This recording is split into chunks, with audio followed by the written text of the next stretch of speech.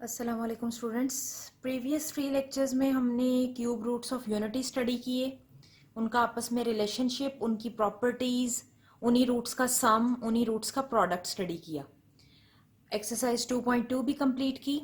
आज exercise 2.3 start करने से पहले अब क्वाड्रेटिक इक्वेशन पे हम दोबारा वापस आ गए हैं। क्वाड्रेटिक इक्वेशन के रूट्स और उनसे कुछ रिजल्ट्स ड्राइव करेंगे और वही फिर हम एक्सरसाइज 2.3 में यूज़ करेंगे।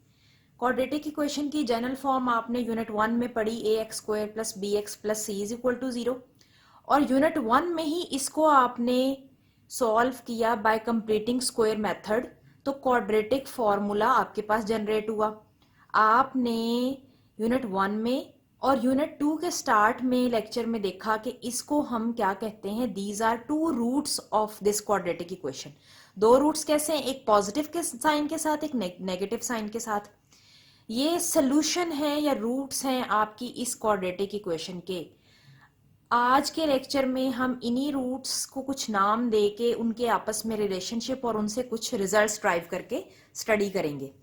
अब ये दो रूट्स हैं, इन दो रूट्स को हमने सेपरेटली दो नाम इनके सपोज कर लेने हैं। एक रूट को हमने अल्फा और एक रूट को बीटा कंसीडर कर लिया। अल्फा और बीटा नाम देने के बाद इन दो रूट्स का सम और इन्हीं दो रूट्स का प्रोडक्ट अब हमने स्टडी करना है।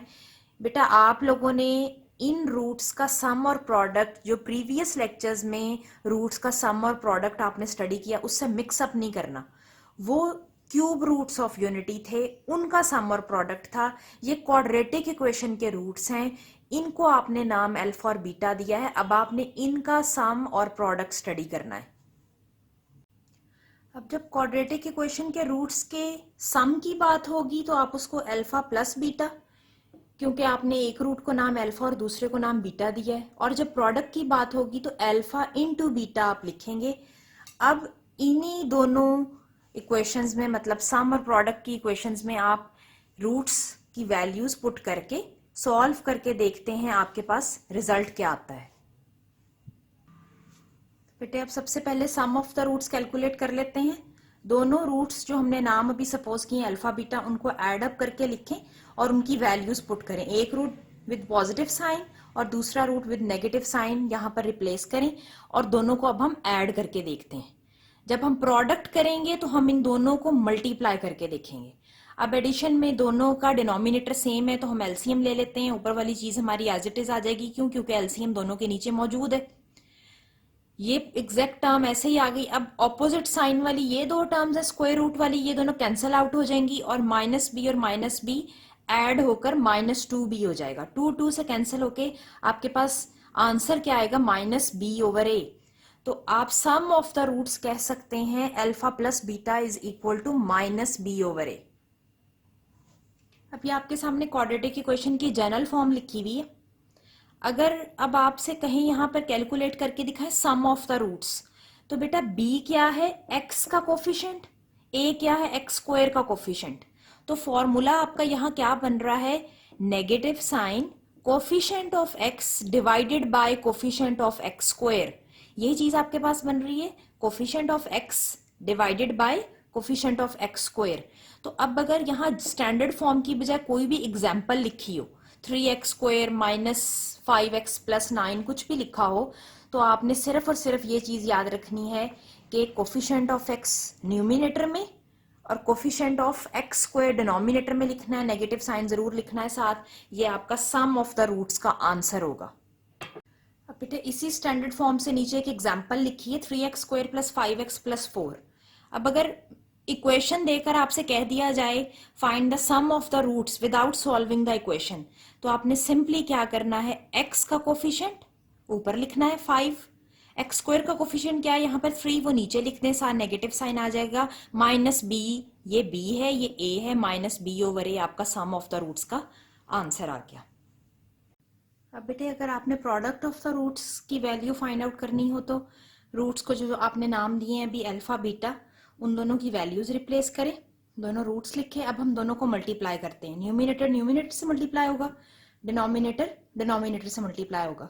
न्यूमिनेटर में अगर आप गौर से देखें तो बेटे a + b × a - b लिखा हुआ है, तो इसको आप फॉर्मूले में क्लोज कर सकते हैं ए स्क्वायर माइनस बी स्क्वायर, मतलब फर्स्ट टर्म का स्क्वायर नेगेटिव साइन आ जाएगा और सेकंड पूरी टर्म का स्क्वायर आ जाएगा।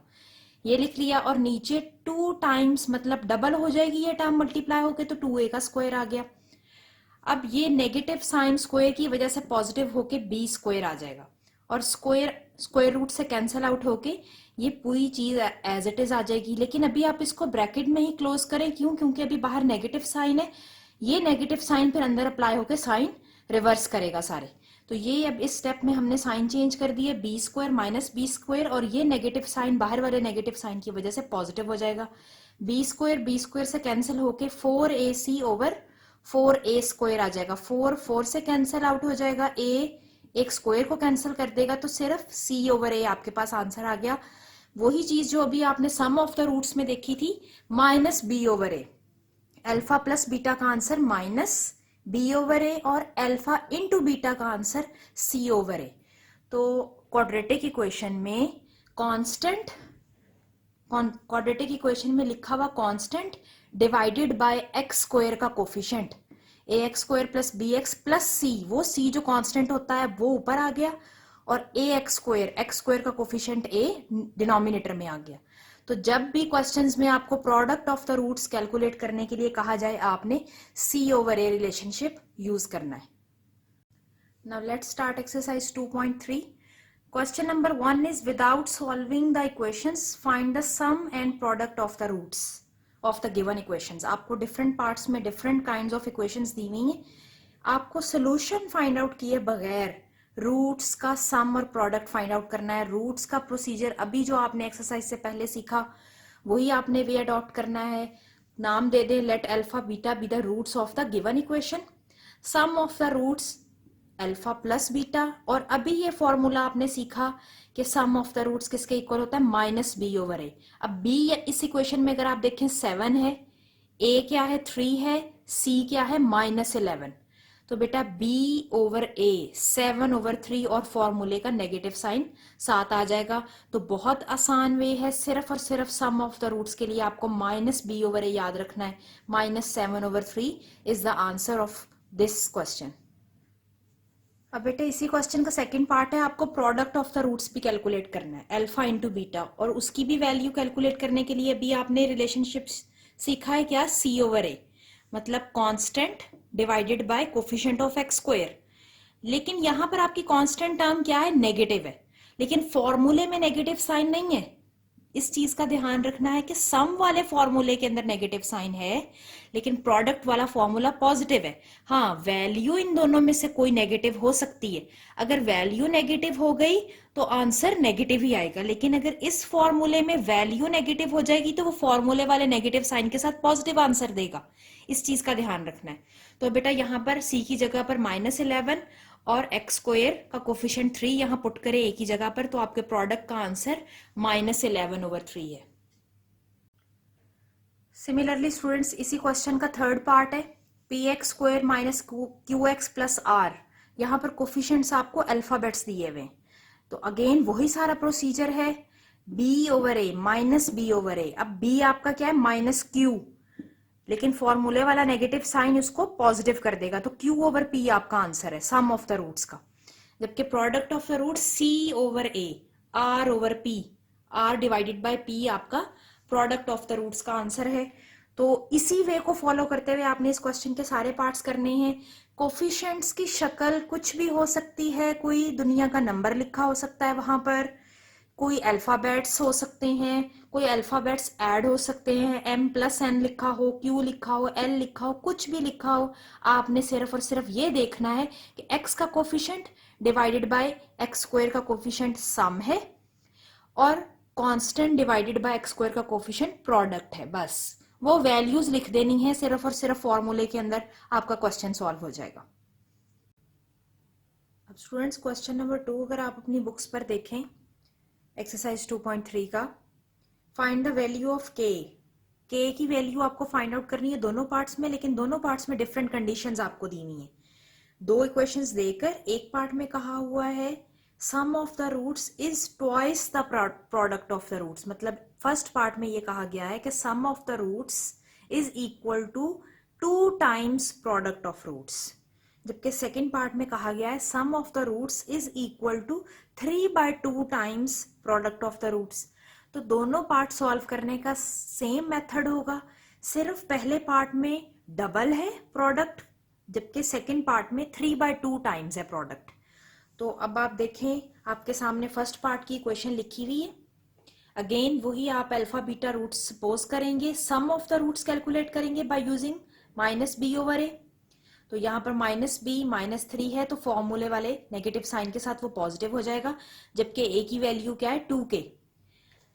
Then you will find value of product of roots that is alpha into beta by using c/a। आपका आंसर 2 आ जाएगा। 2k से कैंसिल हो जाएगा, 2 4 के साथ कैंसिल आउट होके 2 आ जाएगा आपका आंसर।